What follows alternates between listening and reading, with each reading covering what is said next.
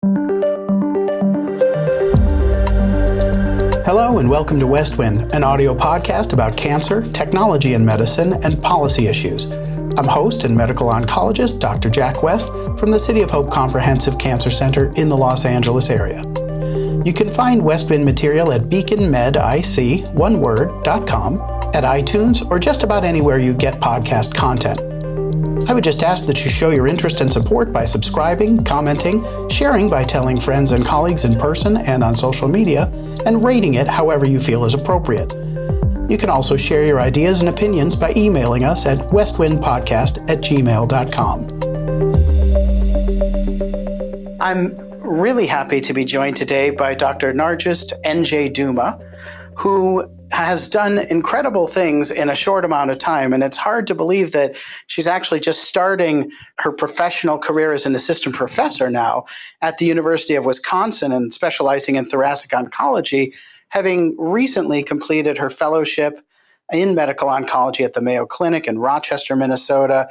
She has done incredible work in gender bias and patient education, a lot of education and outreach in the Latin American population especially. NJ, thank you so much for joining me today. Thank you, Jack, for having me. It's great to be here with you today.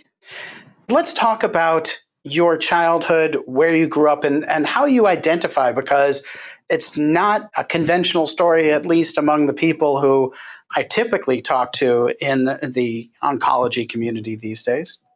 It is true. So I come from a very diverse background, and then I married my husband, who's half Ukrainian and half Native American. So if in the future I had children, I think they should have a PowerPoint when they're asked where they're from, and the way they can make it easier. So I'm Venezuelan because I was born there, but my mom is Colombian and my father is from the Dominican Republic. So they both are physicians and they met in medical school, and then they moved to Venezuela, where I was born and raised the majority of the time. We did travel a lot for my parents' fellowships. So we lived in Colombia for a while too. My mom is half Colombian and half Spanish because my grandma came from Spain, and I was raised by my grandma. So I have a lot of traditions. They're very Spanish. Like I do really like jamón serrano. That's like a thing. Like if I'm hungry, that's what I go for. And then my father is Dominican from the Caribbean. So I really enjoy the merengue music and all the Caribbean culture, which is very, very colorful. So it was a unique household, in part because we also had different religious background. So my father is an atheist, like a real one. Like he won't pray when things become hard. He doesn't do that. But ironically, I went to Catholic schools because they were good. So I was in there. And then my grandma who raised me was a very strong Catholic, to a point that based on the date her kids were born, that's how she called it. So if you were born the day of a random saint, that was the name you get. So Christmas was very interesting because my father used to say that, oh, this is not real. I like the festivities, but this is not based in science. And then my grandma, we become all hysterical. It's like, you are saying that Jesus wasn't born. And so it was a very interesting background. So I self-identify as Venezuelan, if that's the short answer. But did you speak different languages with different family members? Did you travel a lot to family members in other countries beyond what you already mentioned? We spent most of the Christmas in Colombia, where my mom's sister and brother are, which is next to Venezuela, but still requires some travel. And I used to go to the Dominican Republic once a year, and we did travel a lot for conferences. So if my parents had a conference, they used to bring us along. But I would say mostly in Venezuela. Did you anticipate going into medicine from an early age? Obviously, you said that both of your parents were physicians, I think surgeons. So was that what you envisioned doing when you were a child growing up? And did you imagine that you would be living in Venezuela, or did you ever think about traveling around the world and perhaps living somewhere else? Well, I thought, in all honesty, I wanted to be a doctor for a long time. So my parents divorced. So my mother became a single mother, and I was the only child for a long time. So when there was no childcare, I still remember being brought to the ER when my mom, being a surgeon, had an emergency. And I used to do my homework with the nurses at their nurse station. I think in the early 90s that was still okay. I don't think now. So I think I wanted to be a doctor because that's what it felt like home. Like the nurses were my aunties. And my mother's best friend is her nurse practitioner, and she's my aunt. Like I call her aunt. Like that's who she is. And so it was home. And I didn't know anything else because that's where I spent the majority of my days. It was in the hospital with my mom. And then with my grandma too. So And then what about, did you expect to stay in Venezuela? Did you think about all different areas of Latin America, or were you thinking about potentially moving to the US or elsewhere in the world? So, as you mentioned, both of my parents are surgeons. So, my dad was set in stone that I was going to be a pediatric cardiothoracic surgeon. And I was like 13 when he made that decision. So, the plan was for me to become a surgeon and follow my family steps. But then you may recall in 2003 and 2004, Venezuela didn't have a president for a few days. It was an intense coup at Chavez, at that time the president. So as consequence of that, the country just trembled and my university closed. A lot of things closed. There was no gasoline, there was no food. So then I was very young. I was 17 and I wanted to be a doctor. So I came with the idea of my mom applying for a scholarship and going to the Dominican Republic when I had some family. I do have to say, my mother didn't know about it until I made my decision and I got the scholarship. So it was too late for her to try to hold me. So then I moved to the Dominican to medical school. It was tough at the beginning because I was used to a different country and I was 18. I moved to the Dominican 2 days after my 18th birthday because it would make the paperwork easier. Because if I leave as a minor, it was a lot of paperwork. It was challenging first because I didn't know how to manage my finances, Jack. So I think I ate very well for the first week or two. And then after that, I wouldn't eat too much because I didn't have the money. And in Venezuela, the government controls how much money you can send. Ah. Yeah, currently you cannot send no money. But back then, the government will allow my mother only to send certain money. Was your family soon very supportive, or was this a cause of friction for a while after you moved? I think my mother didn't like the idea, but she knew what was going on in Venezuela. And to tell you, back then, things in Venezuela were still good. They're not like they are today. I think Venezuela people are so strong to go through everything they're going through. But she wasn't too happy because I was out of the plan. And my parents are very organized people with to-do lists. And me leaving the house at that age wasn't something that they felt comfortable with. But it happened. And after that, I think they were okay with it. Now, you are not a surgeon, I happen to know. So, what led you to deviate from that part of the plan and go into oncology? So, one thing is that my mind goes and flies easily. I tend to have research ideas in some of the most unique places when I'm pulling weeds or I'm driving. So, I remember being in my surgery rotation in my third year of medical school. And it may have to do because I wasn't doing anything, I was just standing there. And I didn't find it so appealing because I was just there. And you can move from one side to the other side, but you're still like not doing much.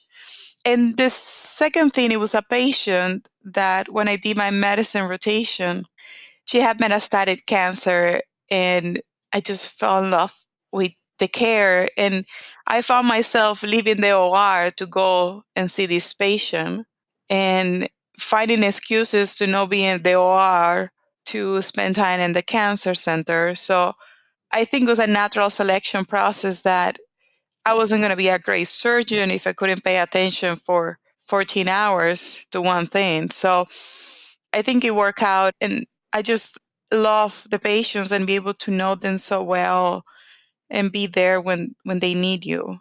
And I think you have a natural, easy connection with a lot of people. So I think that's one thing that certainly oncology, from my perspective, seems to be a very good fit for you.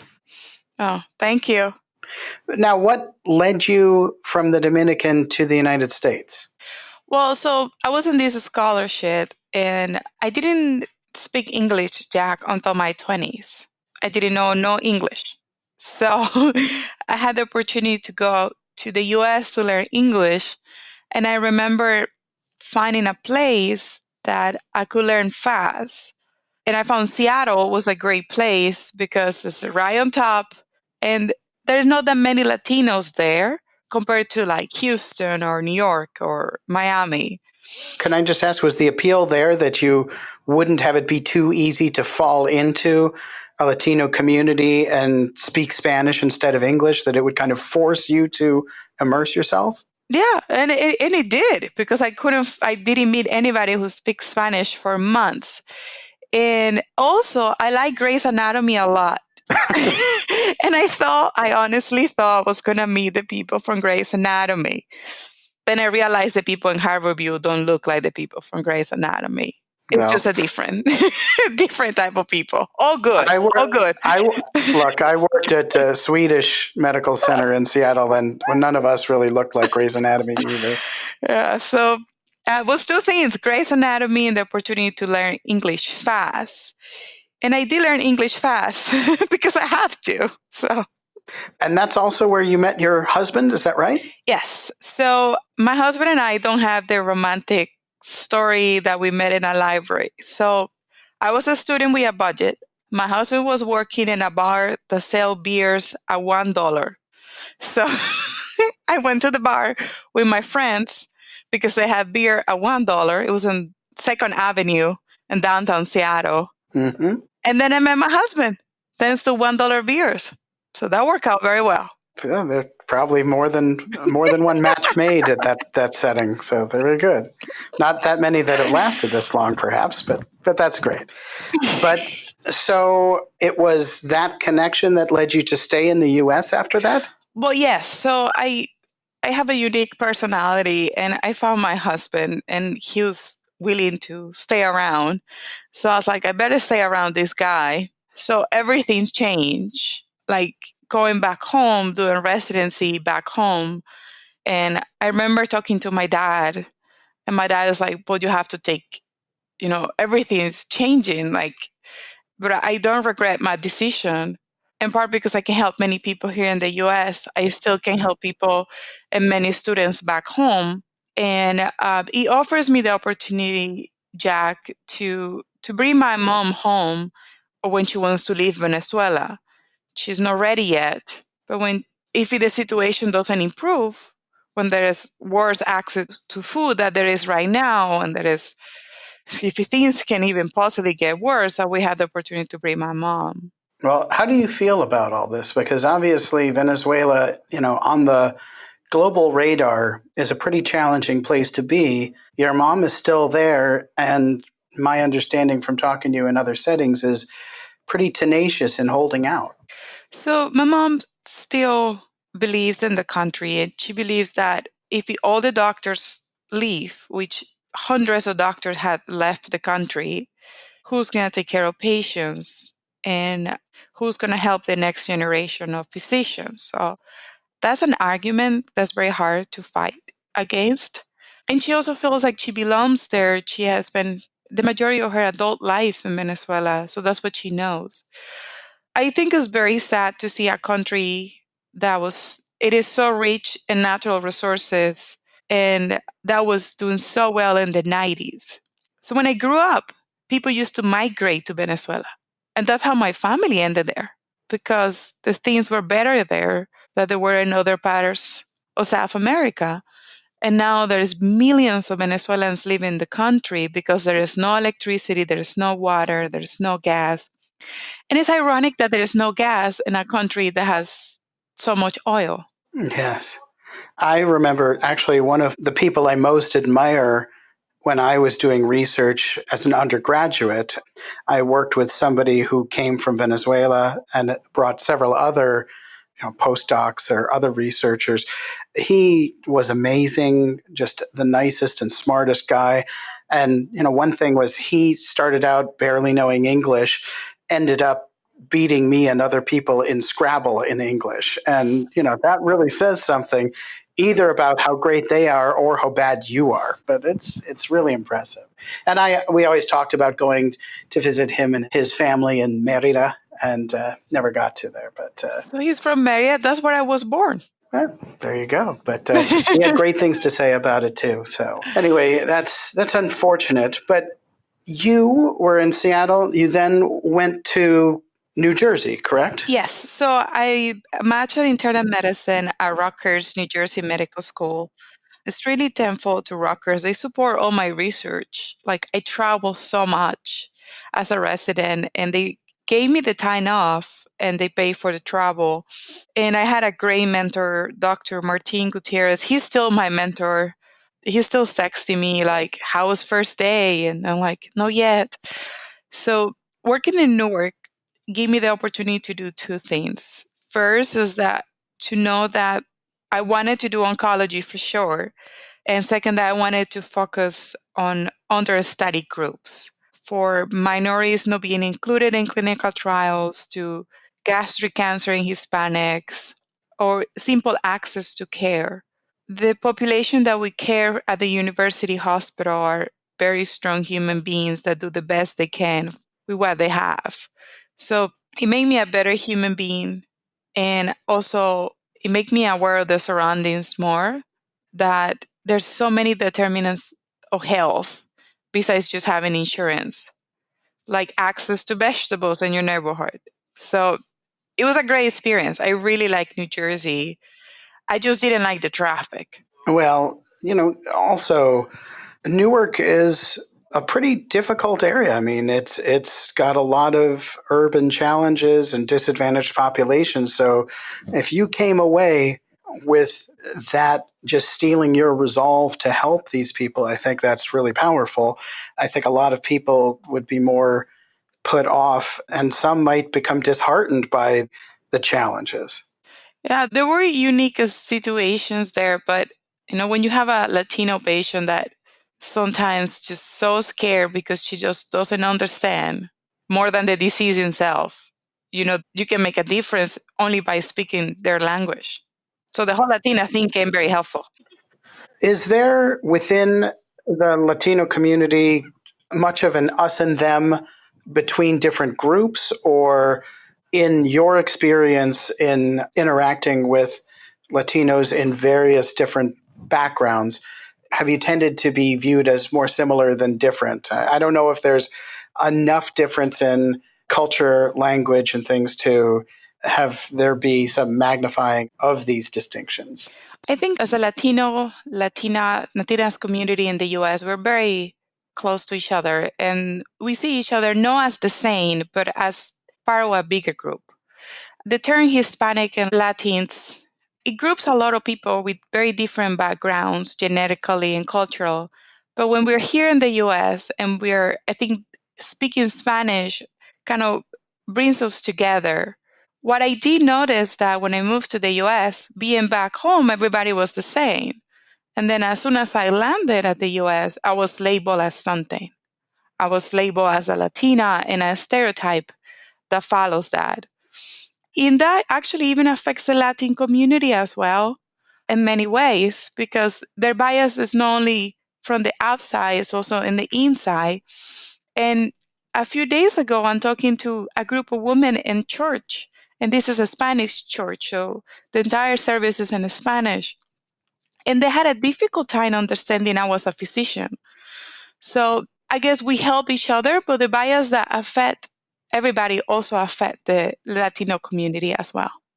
I also note that, at least in recent years, you've lived in places that are not known for strong Latin American communities. You were training in Rochester, Minnesota, now Wisconsin, a little different from going to a place like Miami, where I had the chance recently to talk with Dr. Luis Reyes, Gilberto Lopez, and they have told me that Spanish is just completely part of daily life, and you could go weeks without speaking English in clinic there. Do you ever think about going someplace in the US or in Latin America or elsewhere in the world where being Latina would not be other? I was thinking about that when looking for my first job. So, for family reasons, we needed to stay in the Midwest. But I was talking to my grandma, who's the most wise person in the whole world. And she said that when you're fighting a battle, where do you go? Where do you have enough army to fight the battle, or do you go to the areas that are unprotected? She was using a reference, the border between Venezuela and Colombia back in the day. So where do you go? Where you can make a bigger impact because there's not that many of you and you can help those people that feel isolated? Or do you go down to the place where all the army, the navy, everybody's there?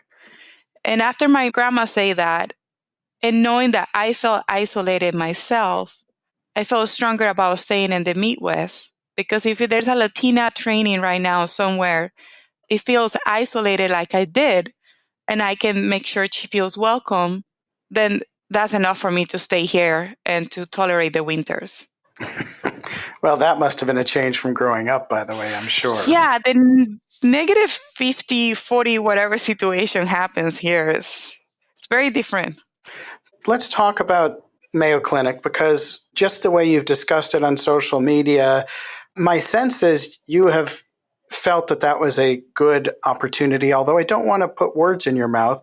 Overall, did you feel that you were well supported, or did you feel more isolated being in Rochester, Minnesota as a Latina in the midst of your training?